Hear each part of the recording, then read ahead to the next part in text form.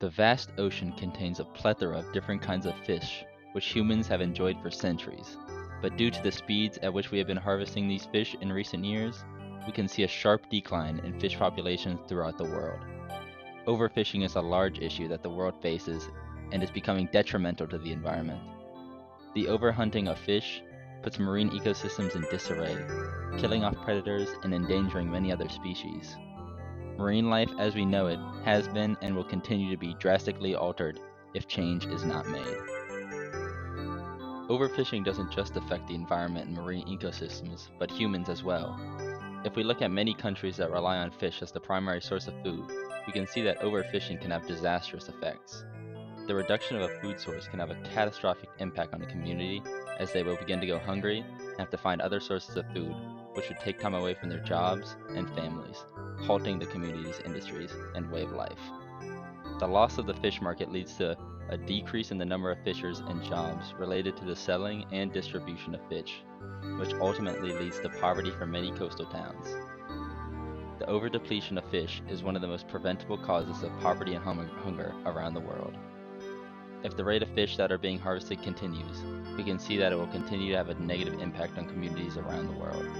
People will be forced to move, go hungry, and animal life in and outside the ocean will be in jeopardy. We can see this impact on many countries in the world, mainly in Asia, such as Japan, China, and South Korea, and smaller countries on the coast of Africa. Overfishing will continue to be a problem in these countries and other parts of the world for the foreseeable future if things do not change. Looking at a specific area, we can see that overfishing is most prevalent in European waters. The Living Planet Index performed a comprehensive global report for migratory freshwater fish that surveyed all the freshwater fish reserves. It revealed that between 1970 to 2016, there has been a 76% average decline in the freshwater fish population, along with a substantial decrease of 93% staggered throughout Europe. The reduction in Europe is mainly due to the exponentially growing population and improvement of commercial fishing technologies. As a result of the declination, several occupations, including fishermen, seafood, restaurant workers, and markets that sell these fish are all severely affected. Also, people living around the area that depend on these fish lose a large source of food and have to resort to other, more expensive options. In sum, the loss of the fish population throughout the Mediterranean and freshwater sources negatively affects various industries throughout Europe and threatens the global food supply. I'm here with CJ. occupation. Occupation? What's your job? I hoop. He hoops. Okay. What are your thoughts on overfishing? Over what? Fishing? Overfishing. Overfishing? What is that? Like when you fish too much? Yeah, when you fish too much, you feel me? I have no problem with fishing. There's nothing wrong with it. Well, there is something wrong with it. Did you know since 1970, 93% of the freshwater fish in the Mediterranean have dropped? Oh, nah. I didn't know that. Yeah, that's crazy. What are you going to do about it? I can't do nothing. That was in the past. It's since 1970. Oh, you said since? I thought you said... Name an occupation. Alex Kozlov, Jewish. What are your thoughts on overfishing? I'm actually allergic to fish, so I really don't know about overfishing at all.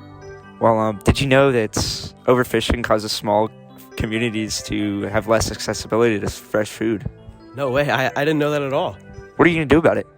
Honestly, I have no idea. Well, let's think on that. Okay. If we want to solve the problem of overfishing, we first need to look at fishery management structure. Traditional fishery management structures encourage fishers to catch as much as possible in the shortest amount of time. This is very unsustainable, and there are other ways to manage a fishery. Under rights-based fishery management, fishers are guaranteed a certain portion of the catch, but also agree to adhere to certain limits such as how many fish they can catch and when they can fish. Each fisher has a stake in the fishery that grows when the fishery grows and can be passed along to family members. All of this encourages long-term thinking and more sustainable fishing. Reforms also need to be made on how fish are caught in the open seas and international waters.